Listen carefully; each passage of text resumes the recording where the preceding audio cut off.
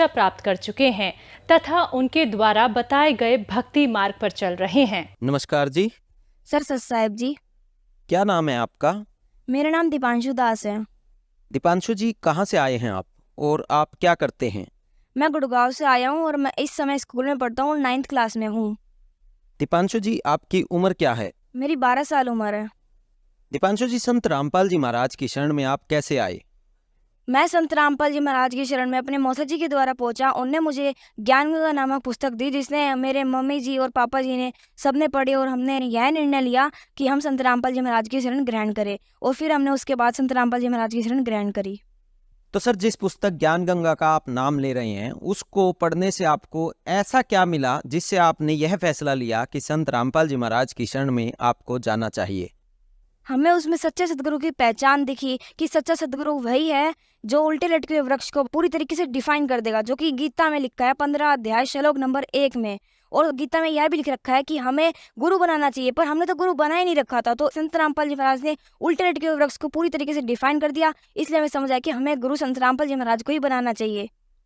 तो दीपांशु जी, जैसा कि आपने बताया कि गीता में लिखा है कि हम सबको गुरु बनाना चाहिए, वेदों ग्रंथों में भी यह बताया गया है कि सबको गुरु बनाना चाहिए, लेकिन आपने गुरु नहीं बना रखा था, तो फिर आप क्या भक्ति साधना करते थे? जितने भी देवी देवता थे सब मम्मी उसकी सबकी पूजा करती थी। और शेरों वाली हो, विष्णु जी हो, शंकर जी हो, सबकी पूजा करते थे। और मैं यहाँ तक कि मैं जब छोटा था, 5 साल का था, मैं स्कूल जाने से पहले पहले मंदिर जाता था। तो दीपांशु जी, जब आप इतनी पूजाएं कर ही रहे थे तो उनसे आपको लाभ भी जरूर हुए होंगे। क्या क्या लाभ हुए आपको उन साधनाओं से? हमें किसी भी देवता की कोई भी पूजा करने से कोई भी लाभ नहीं मिला। और मेरे पिताजी को बिल्कुल मतलब पिताजी हर चीज की नशा करते थे। और मम्मी सोचती थी कि अगर मैं व्रत करूंगी या कुछ भी आदि मतलब पूजा करूंगी तो उससे सब कुछ सही हो जाएगा। और मतलब हम सबके किसी के पास जाते तो वो कहते किसी और की पूजा करो, वो कहते कि ब्रह्मा शंकर जी की पूजा करो, वो कहते थे कि विष्णु जी की पूजा करो। हमने किसी की भी पूजा कर ली, सबकी पूजा कर ली, पर पिताजी का नशा भी नहीं गया और ना ही हमारा कर्जा खत्म हुआ। तो क्या संत रामपाल जी महाराज की शरण में आने से आपका लोन खत्म हो गया? क्या आपके पिताजी का नशा छूट गया? संत रामपाल जी महाराज की नाम दीक्षा लेने के बाद हमारा जो लोन था, जो नशा था, सब कुछ सही हो गया। और संत रामपाल जी महाराज की नाम दीक्षा लेने से बिल्कुल आज हमारे सारे जितने भी टोटली लोन थे, मतलब 3 लोन तो मतलब इतने बड़े बड़े लोन चल रहे थे, 5-5 लाख के लोन थे, सारे खत्म हो गए। और गुरु जी की दया से आज पापा कोई भी नशा नहीं करते। तो दीपांशु जी, ठीक है, आपके पिताजी का नशा छूट गया, आपकी आर्थिक स्थिति में भी बहुत ज़्यादा बदलाव हुआ, लेकिन क्या आपको नहीं लगता कि बहुत छोटी सी उम्र में आप भक्ति की लाइन में पहुंच गए? जैसा कि समाज मानता है कि ये उम्र तो खेलने कूदने की होती है, आपका क्या मानना है? आपने बहुत अच्छा क्वेश्चन पूछा। इस उम्र में सब आदि जो बच्चे होते हैं मूवीज देखते हैं और सब लोग कहते हैं कि बुढ़ापे में भक्ति करो, बचपन में तो कोई भक्ति करने की कोई उम्र ही नहीं है। संत रामपाल जी महाराज का यही आदेश है कि 3 साल के बच्चे को भक्ति में लगा देना चाहिए, क्योंकि आज का तो कुछ नहीं पता, क्या पता कब हमारी मृत्यु हो जाए। और गुरु नानक देव जी भी यही कहते थे, क्योंकि उनके एक भगत ने पूछा था उनसे कि आप हमेशा दुखी क्यों रहते हैं, क्योंकि फिर उनने यह उनसे आंसर दिया कि क्या पता कब मेरी मौत हो जाए, इसलिए वो भक्ति करते थे। इसलिए ही बचपन से ही भक्ति करने लग गया था मैं भी। तो दीपांशु जी, ठीक है, आपके पिताजी का नशा छूट गया, आपके परिवार की आर्थिक स्थिति भी बहुत अच्छी हो गई, लेकिन आपको ऐसा क्या मिला जिसने कि आपको भक्ति की तरफ मोड़ दिया? मेरे साथ एक बहुत बड़ा चमत्कार हुआ था। मैं बिल्कुल भी नहीं बोल पाता था। और मतलब जितने भी मेरे जो रिश्तेदार थे वो तो कभी कभी मेरे ऊपर हंस भी जाते थे कि बिल्कुल नहीं बोल पाता। और वो मतलब जो मेरी मम्मी थी वो बहुत टेंशन में थी कि मैं 5 साल तक का हुआ था और मैं बिल्कुल भी नहीं बोल पाता। अगर मुझे कोई चीज़ चाहिए थी ना तो उसके लिए मेरी साउंड मतलब कुछ निकलती ही नहीं थी। तो मेरी मम्मी मेरे पापा तो वैसे भी गवर्नमेंट जॉब में थे, तो उन्हें सेंट्रल रेलवे हॉस्पिटल में दिखाया, प्राइवेट हॉस्पिटल में दिखाया, बड़े से बड़े हॉस्पिटल में दिखाया, और मेरा कोई कुछ भी नहीं हो पाया। किसी भी हॉस्पिटल में कुछ नहीं हो पाया। जो मेरी नानी जी थी उन्हें मुझे तांत्रिकों के पास दिखाया, किसी के सबके पास दिखा लिया, पर मेरा कुछ नहीं हो पाया। फिर लास्ट में मेरी मम्मी ने यही डिसीजन लिया, जब मैंने नाम लेने के बाद मम्मी ने मुझे गुरुजी के पास दिखाया और गुरुजी ने आशीर्वाद दिया कि आज के बाद तो ये इतना बोलेगा, किसी को बोलने ही नहीं देगा। तो आज मैं इतना ही बोलता हूँ, किसी को बोलने ही नहीं देता गुरुजी की दया से। तो दीपांशु जी, आप बता रहे हैं कि 5 साल की उम्र तक आप बिल्कुल भी बोल नहीं सकते थे, तो संत रामपाल जी महाराज ने ऐसा क्या किया जिससे कि आपने बोलना शुरू कर दिया? उनने मुझे एक आशीर्वाद दिया, उनके आशीर्वाद मात्र से ही मैं बोलने लग गया। एक जो भक्ति है वो भक्ति देते हैं, भक्ति करने से सारे के सारे हमारे रोग खत्म हो जाते हैं। और हमें भक्ति जरूर करनी चाहिए। तो दीपांशु जी, आप इतनी छोटी सी उम्र में भक्ति करने लग गए हैं। जैसा कि आपने बताया कि आप बहुत छोटी सी उम्र में गूंगे थे, आप बोल नहीं सकते थे, मेडिकल साइंस उसको ठीक नहीं कर पाई, लेकिन संत रामपाल जी महाराज ने आशीर्वाद से ही आपको ठीक कर दिया। तो आप संत रामपाल जी महाराज के ज्ञान और मेडिकल साइंस को कैसे देखते हैं? हाँ, मेडिकल साइंस है, उसकी वैल्यू है, पर तत्व ज्ञान के सामने उसकी कोई वैल्यू नहीं है, क्योंकि जहाँ साइंस का अंत होता है वहाँ तत्व ज्ञान का आरंभ होता है।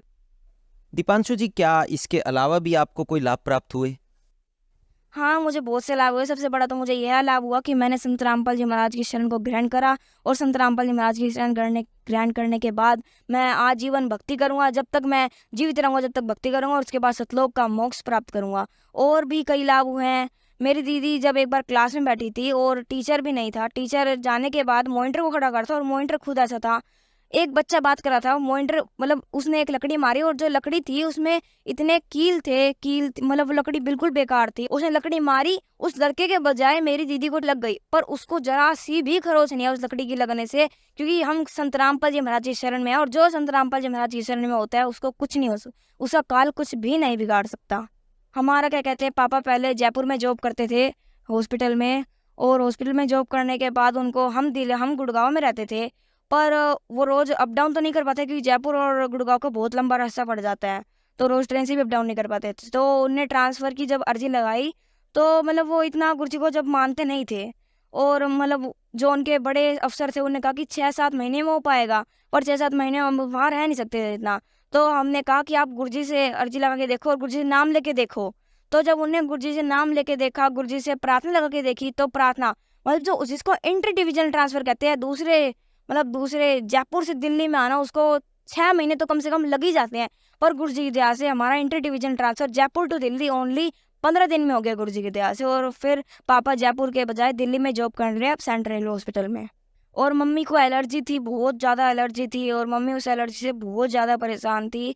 मतलब मम्मी का जुकाम रुकता ही नहीं था, क्योंकि मम्मी को बिल्कुल जुकाम रुकता था, और मम्मी जैसी नहा के आती थी, मम्मी नहा लेती थी, और फिर उनका जुकाम बिल्कुल भी नहीं रुकता था। और उनने पापा जो गवर्नमेंट हॉस्पिटल में थे, उनका तो हमारा तो मेडिकल बन ही रखा, और पापा दिखाते गवर्नमेंट हॉस्पिटल में, प्राइवेट हॉस्पिटल में, बड़े से बड़े एम्स में भी दिखाया था, सब चीज़ हॉस्पिटलों में दिखाया, पर मम्मी की एलर्जी किसी चीज़ से भी नहीं गई। हमने छोटे से छोटे हॉस्पिटल में, बड़े से बड़े हॉस्पिटल में हर जगह दिखा लिया, पर मम्मी की एलर्जी बिल्कुल नहीं गई।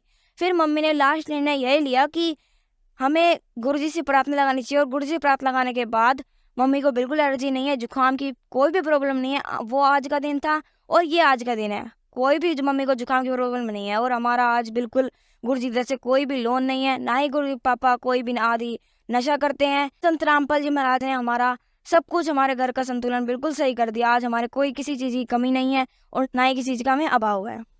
तो दीपांशु जी, संत रामपाल जी से जुड़ने के बाद आपके परिवार में अनेकों लाभ प्राप्त हुए। आप खुद गूंगे थे, आप बोल नहीं पाते थे, और आपने बोलना शुरू कर दिया। आपकी माताजी को एलर्जी की प्रॉब्लम थी, वो ठीक हो गई। आपके पिताजी जो शराब पीते थे, उनका नशा छूट गया, उनकी ट्रांसफ़र हो गई, और आपकी जो आर्थिक स्थिति थी परिवार की, वो भी बहुत सुधर गई। तो जो दर्शक आज आपको देख रहे हैं, और खासकर छोटे बच्चे जो आपको देख रहे हैं, आप उन लोगों को क्या संदेश देना चाहेंगे?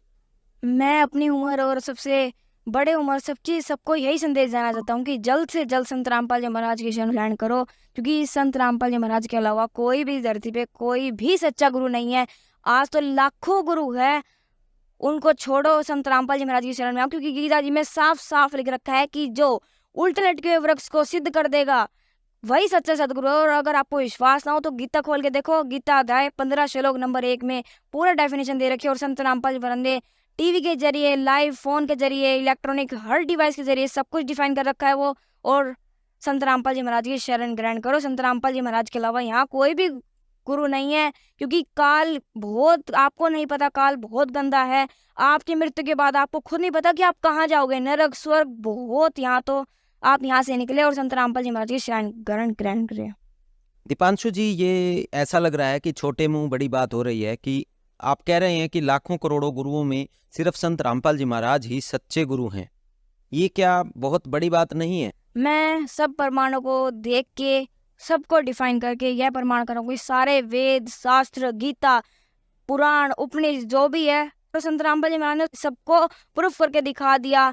मतलब उनने पूरी डिफाइन करके दिखा दी सच्चा सतगुरु संत रामपाल जी महाराज ही है, और इस दुनिया में और कोई सच्चा सतगुरु है ही नहीं। सारे वेद शास्त्रों को खोल खोल के दिखा रखा है। साधना चैनल पे दिखाते हैं, साधना चैनल पे सत्संग आता है, और अन्य इलेक्ट्रॉनिक डिवाइस है, मोबाइल है, सब पे दिखा रखा है। सारे वेद शास्त्र खोल के दिखा दिया कि, और मेरी भी यही नज़र है कि संत रामपाल जी महाराज की शरण ग्रहण हमें जल्दी से जल्दी करनी चाहिए। तो संत रामपाल जी महाराज से नाम दीक्षा कैसे ले सकते हैं? संत रामपाल जी महाराज की शरण में हम ऐसे आ सकते हैं, साधना चैनल पे 7:30 से 8:30 सत्संग आते हैं, उसके नीचे एक पट्टी चलती है, नंबर आते हैं, उन नंबर पे आप फ़ोन करें और अपने नज़दीकी नामदान केंद्र के बारे में पूछें और वहाँ जाए और अपना कल्याण करवाएं। धन्यवाद जी। सत साहिब जी।